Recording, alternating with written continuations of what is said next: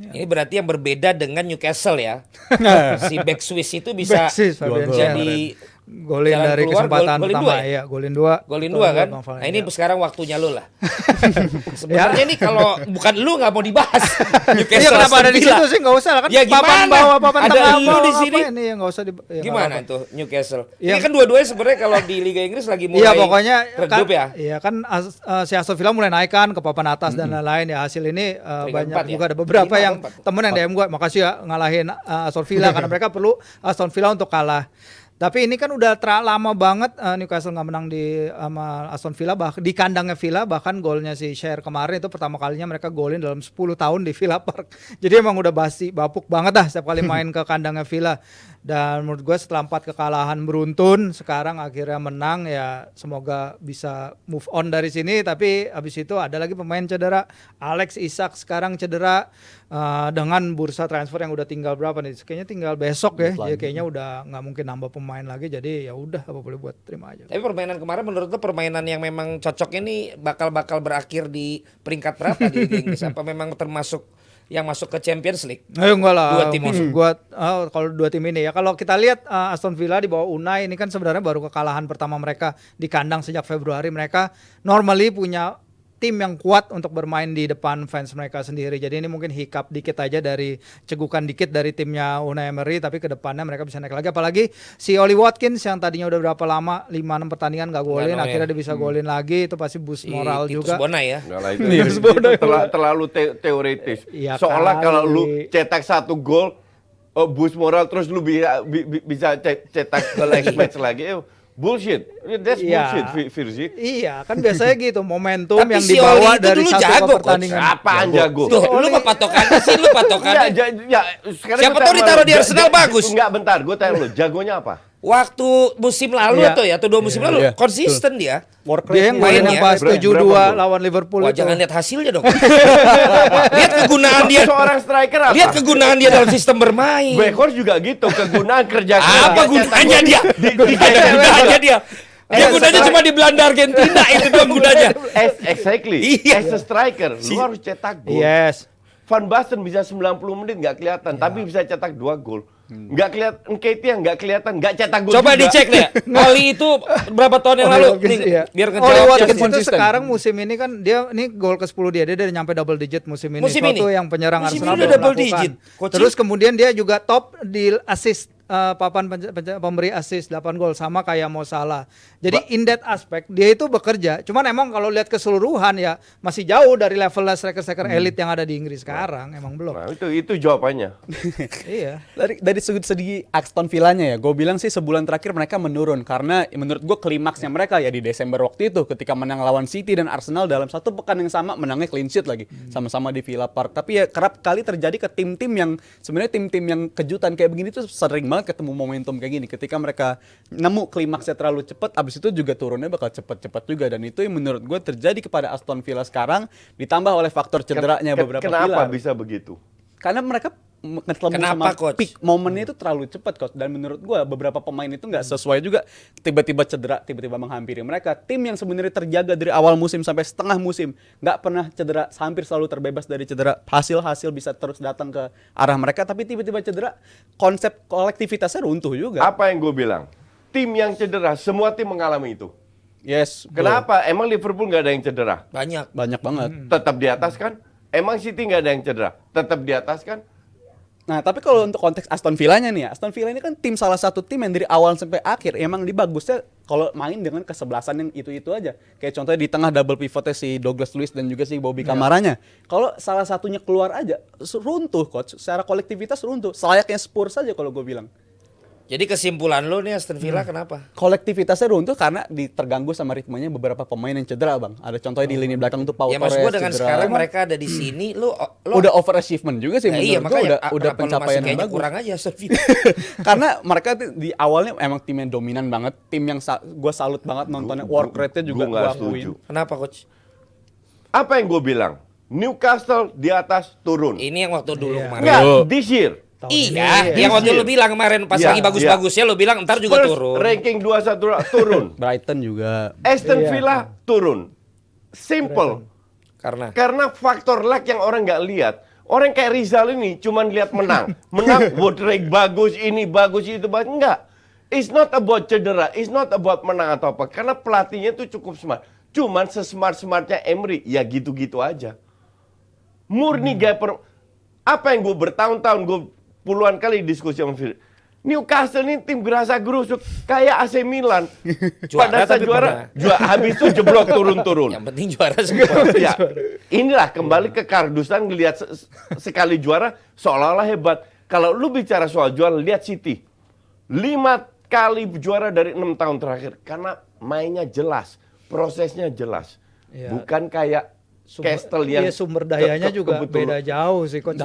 Kalau lu lihat pengeluaran duit nggak jauh beda sama MU sama Liverpool dan lain-lainnya. Baru kemarin keluar data 5 tahun terakhir. City juga jual banyak. Jadi nggak fair juga kalau lu bilang City.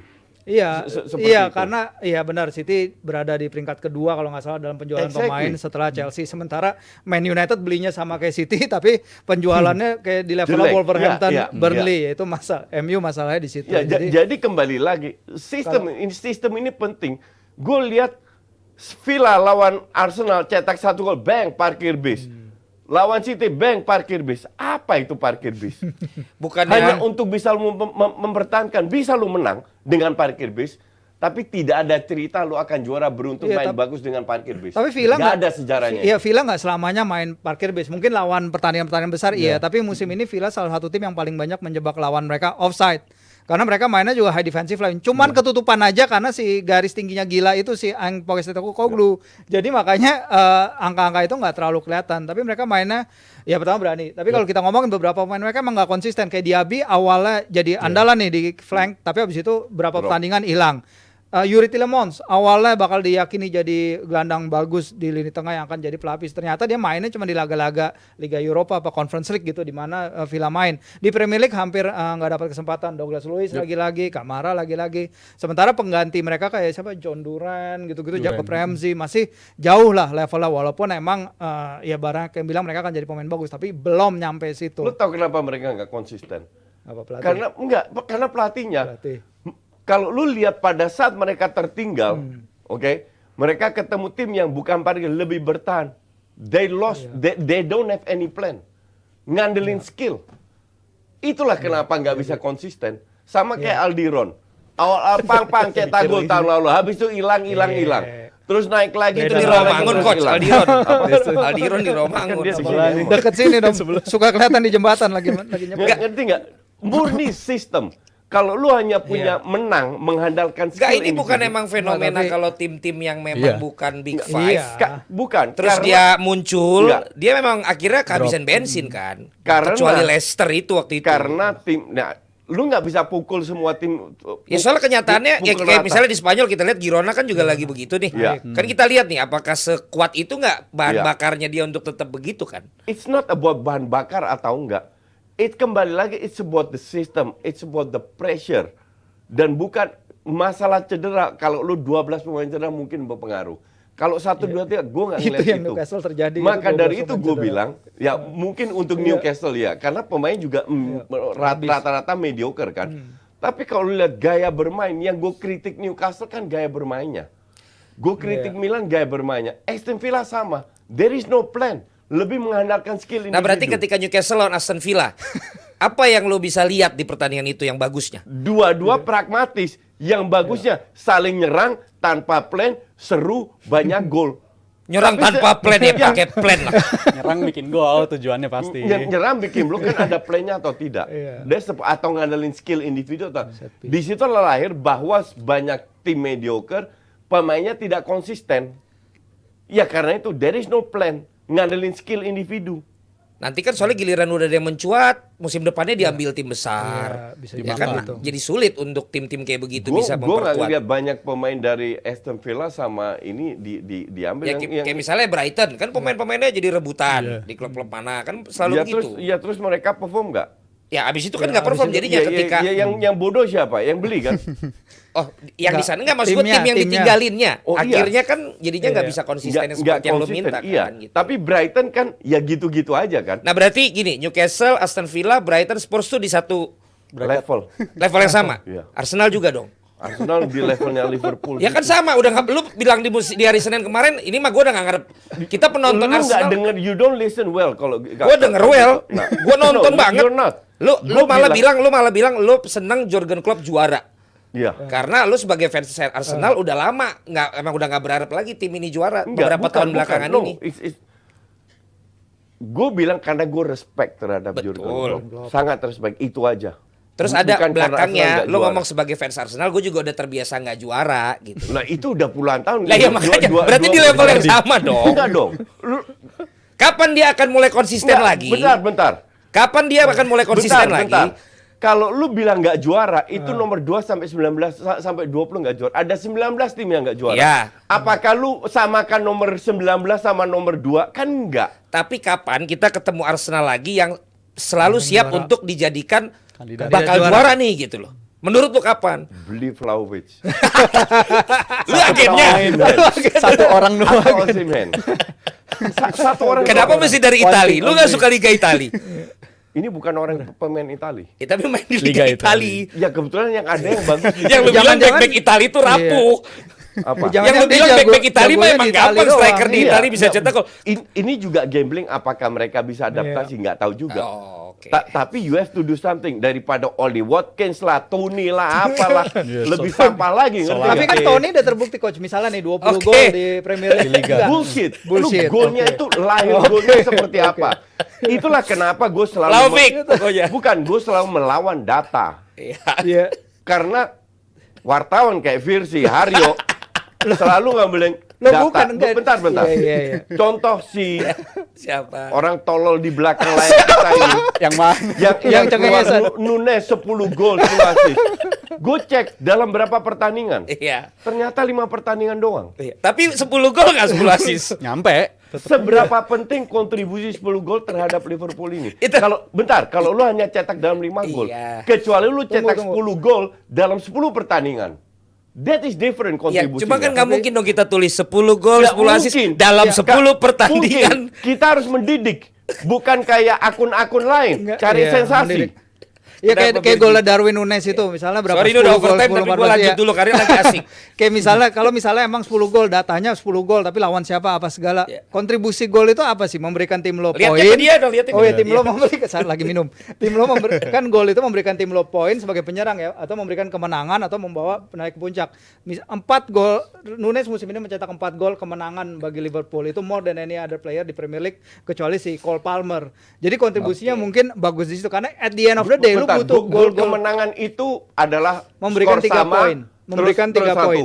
Iya, memberikan terus dia gol dia yang terakhir golin. buat kemenangan. Kayak golnya dia ke gawang Newcastle, kayak golnya dia Iya. ke berapa gawang lagi. Ke Itu Burnley. contributionnya. Jadi at the end of the day lu kan perlu makanya lu perlu striker tajam itu kan coach Iya. untuk memberikan 4 gol pertandingan itu. dalam berapa pertandingan dia bermain? Ya 4 pertandingan 12 poin lumayan Enggak. kan. Dengerin apa yang gue bilang. Iya. Dalam berapa pertandingan dia bermain, dia cetak 4 gol dalam 4 pertandingan. Enggak, berapa? no. Dia Iya dia suka ngeborong kan maksud dia lu, satu come up pertandingan. dalam Iya, gimana? iya, mungkin nggak tiap kali Nah, dia exactly. mencetak itu, tapi dalam 12 poinnya itu 17 kan 18 match di IPL. Iya. Tapi at least Hanya 4 gol terus tapi lu at bilang least dia kalau hebat. di- Dan, dia- enggak, gua nggak bilang dia hebat. Dia bisa maksudnya- berkontribusi Iya, nggak di kontribusi Arsenal? itu. Kontribusi. Apa? Dia di Arsenal. Ya dengan hitungan begitu. Cadangan. Cadangan. Dia selevel siapa Lu dia? lihat sistem dia bermain dalam klub. Oke. Klub tarik Iya, keluar, kalau long ball, bolanya long ball, emang crossing. lebih cocok sama Arsenal permainan dia. Arsenal nggak press main dulu. Nggak bisa. Tapi mungkin gue belain Nunesnya sedikit ya. Emang dia sebenarnya sempat Wah, ngalamin siap fase dimaki-maki lu. fase 12 game, 13 game nggak ngegolin. Itu emang fakta. Dia Iya, terakhir golin di ada Agustus, bolongnya, abis iya. Itu itu fakta atau fakta? fakta itu bang. Fakta dari Gue Agustus. lebih setuju sama yang ini. Fakta. Dari Agustus abis kita ngira ketika lawan Newcastle, oh 2 gol. Kita akhirnya bisa ngeliat Nunes yang Ya sebenarnya. lihat di sana dong. Tapi akhirnya dari Agustus sampai Desember dia Flop. nggak ngegolin. Tapi Iya, abis itu dari Desember bolong. ke sekarang tiba-tiba ini Kontribusinya ada lagi. kontribusinya muncul Iya. lagi. Iya. Dan gua harap emang Sampai ini kapan? Nah, that's why karena dari Desember ke Januari aja dia bisa menunjukkan ketika Salah pergi dia bisa step up bikin Liverpool menang. Gua harap sih sampai Lu ketika lihat Salah balik lawannya lagi. siapa? Boro, Norwich. Tapi itu kan juga lawan-lawan yang sama ketika dia absen ngegolin. Tapi akhirnya Enggak ketika dong, ketemu pada lagi- saat Bournemouth Emang kan kepala batu nih orang. Ya dia gurunya siapa? Hello. Boru sama Norwich itu papan berapa? di bawah. Tapi kan juga sebelumnya mereka nggak ngegolin. Tapi abis itu di sebulan terakhir, poin gue itu ketika apa-apa. Salah pergi. Kita tinggal Enggak tunggu bisa. aja. Enggak. Next Pembuktian aja Indonesia. kita lihat nanti. Pembuktian Lihat, Indonesia. Nunes bisa cetak gol nggak lawan Chelsea, nggak usah jauh-jauh ntar malam. Tonight. Nah, Bisa. pas banget. Tonight. Kita akan obrolin itu, tapi tidak di episode kali ini. Karena nanti kita akan lanjutkan itu di episode berikutnya. Cukup dengan Justin lagi mau dapet ya, dia marah-marah terus di sepanjang episode ini, tapi nggak apa-apa. Buat ngebangunin dia, karena dia katanya tadi baru bangun tidur di tengah ada buruh perangkat desa yang ada di depan DPR sana. Ya, semoga semuanya aman-aman saja dan semua yang diperjuangkan itu semuanya bisa dibicarakan baik-baik. Kita nanti akan lanjut lagi di episode berikutnya. Yang sekarang sampai di sini dulu.